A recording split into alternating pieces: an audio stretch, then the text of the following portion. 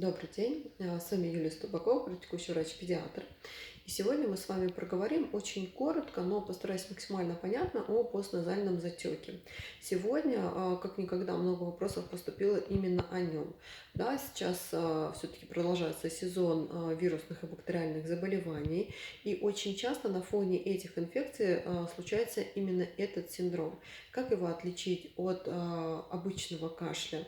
Как его лечить, стоит ли лечить и почему он приносит столько дискомфорта малышам. Чаще всего постназальный затек случается на фоне какого-либо инфекционного процесса.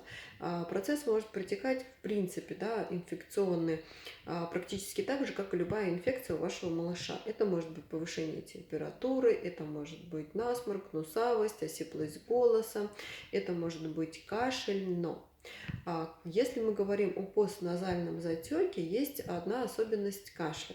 Ребенок практически не кашляет в положении вертикальном, и как только ему нужно лечь, все, сразу начинается кашель. Мама описывает чаще всего это так. Вот целый день ребенок бегал, да, он немножко болезненный, да, потеря аппетита, мало пьет, есть повышение периодически температуры, но кашля практически в течение дня не было. И только стоило ребенку ложить на сон, все началось, ребенок кашляет, ребенок захлебывается, не может нормально дышать, постоянно вот такой навязчивый кашель. Видно, что что-то мешает как будто в носу, и при любом вдохе происходит вот как синдром раздражения, и малыш начинает закашливаться.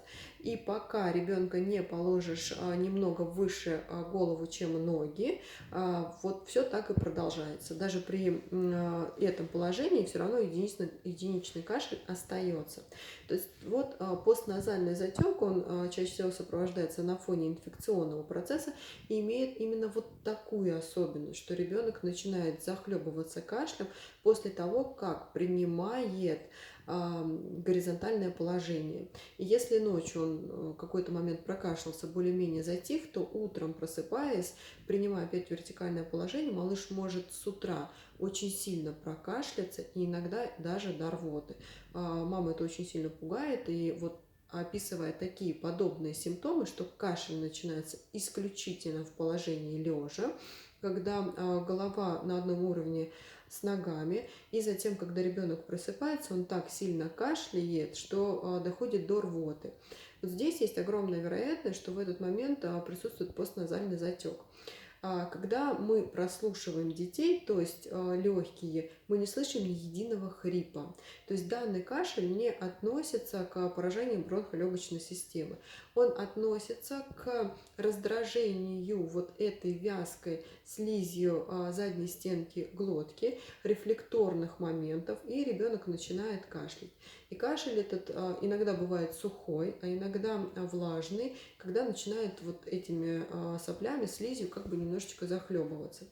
И бывает иногда так, что мы советуем промыть нос, но причем не просто попшикать аквалор, аквамарис, да, любыми солевыми растворами, а именно правильно промыть, то с одного промывания ребенку уже может стать гораздо легче, и этот кашель уходит.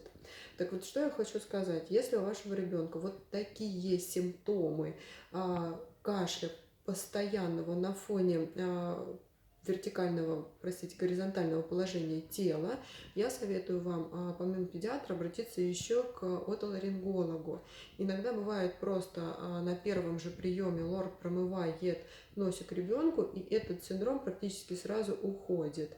Поэтому, если что-то выше описанное мною совпадает с вашей симптоматикой, не стоит ребенка постоянно ингалировать бронхолитиками или противовоспалительными препаратами.